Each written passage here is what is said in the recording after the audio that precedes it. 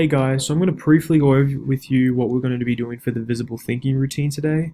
So we're going to actually use I used to think but now I think, which allows the students to list one way they used to think when figuring out a fraction problem. And in today's case, our problem is going to be 3/6 plus 2/4.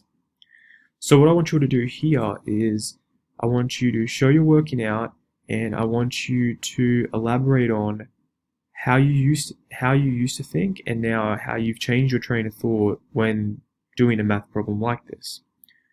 So an example for this would be I used to think when doing a fraction problem that I had to add both the numerator and the denominator together on both sides.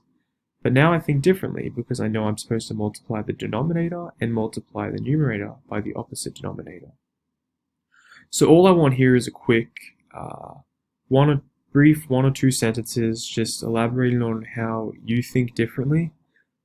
This will allow me to understand a little bit more about your thought process when you're solving problems like this, and if we can make any improvements and adjustments, that way we can be more successful in our next assessment. Thank you.